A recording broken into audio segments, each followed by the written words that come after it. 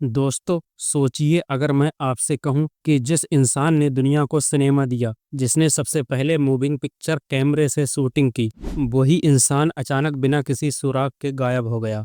न उसकी लाश मिली, न उसका सामान और न ही कोई उसकी खबर। क्या ये हादसा था या फिर किसी बड़ी साजिश का हिस्सा? आज हम बात करने वाले हैं लुई ले प्रिंस की, वो शख्स जिसे आज गॉडफादर ऑफ सिनेमा कहा जाता है, लेकिन वो रहस्यमय तरीके से इस दुनिया से लापता हो गया। लुई ले प्रिंस का जन्म 28 अगस्त 1841 को फ्रांस के मेटज शहर में हुआ। बचपन से ही उन्हें कैमरों और तस्वीरों का शौक था। उनके पिता आर्मी में थे और घर पर अक्सर आर्टिस्ट और साइंटिस्ट लोग आया करते थे। यहीं से लुई के अंदर एक जुनून जागा, कुछ नया बनाने का, कुछ ऐसा जो इंसान की आंखों से आगे देख सके। पढ़ाई पूरी करने के बाद लुई इंग्लैंड और फिर अमेरिका गया। वहां उसने कैमरा टेक्नोलॉजी और फोटोग्राफी पर काम करना शुरू किया। धीरे धीरे उसने एक ऐसा कैमरा बनाया जो पहली बार चलती हुई तस्वीरों को कैद कर सकता था। साल था 1888। लुई ने अपने घर के बगीचे में एक छोटी सी फिल्म शूट की।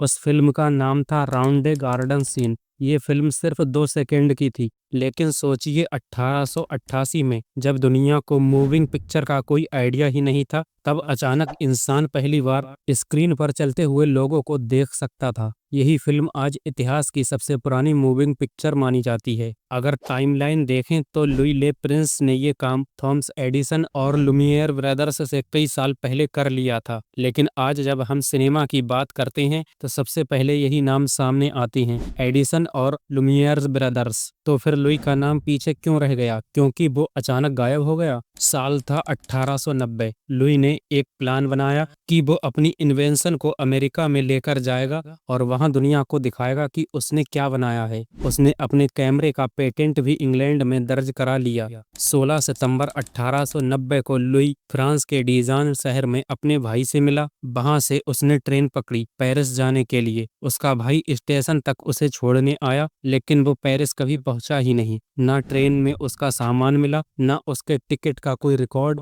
और ना ही खुद लुई। वो मानो अचानक हवा में गायब हो गया हो। लुई के परिवार ने पुलिस से संपर्क किया। फ्रांस की पुलिस ने हर जगह खोजबीन की, रेलवे से लेकर नदियों तक हर जगह तलाश किया, लेकिन कुछ भी हाथ नहीं आया। सोचिए, एक इंसान पूरी ट्रेन यात्रा के दौरान गायब हो गया और किसी को कुछ पता भी ना चला। लुई की गुमशुदगी को लेकर कई थ्योरी सामने आई। नंबर 1, हादसे की थ्योरी।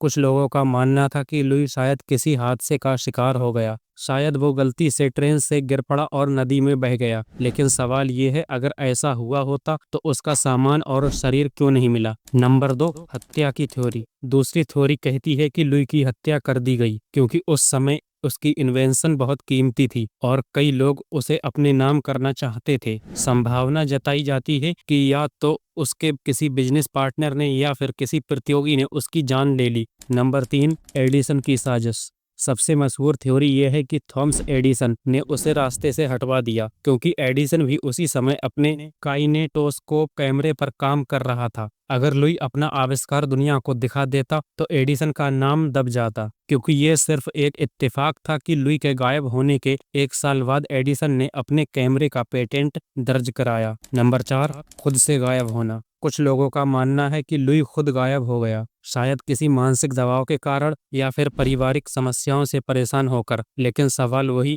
अगर उसने खुद को छिपाया तो क्यों उसने कभी वापस आने की कोशिश नहीं की? लुई के गायब होने के बाद उसका परिवार टूट गया। उसकी पत्नी ने सालों तक ये लड़ाई लड़ी कि दुनिया को बताया जाए कि सिनेमा का असली आविष्कारक लुई था, न कि एडिसन। लेकिन कोर्ट ने एडिसन के पक्ष में फैसला सुना दिया और इतिहास में लुई का नाम पीछे चला गया। आज भी लुई ले प्रिंस की गुमशुदगी एक रहस्य है। अगर वो जिंदा होता तो शायद सिनेमा की कहानी आज कुछ और ही होती। सोचिए, क्या एडिसन और लुमियर्स ब्रदर्स का नाम इतना बड़ा होता अगर लुई अपनी इन्वेंशन को दुनिया के सामने ला पाता? दोस्तों, क्या ये महज एक हादसा था या फिर किसी ने सच में लुई को रास्ते से हटवा दिया? इसका जवाब आज तक कोई नहीं जान पाया और यही वजह है कि लुई ले प्रिंस का नाम हमेशा रहस्य के साथ जुड़ा रहेगा। दोस्तों, आज की इस वीडियो को यहीं ख़त्म करके आपसे जल्द मिलते हैं अगली वीडियो में। तब तक के लिए जय हिंद।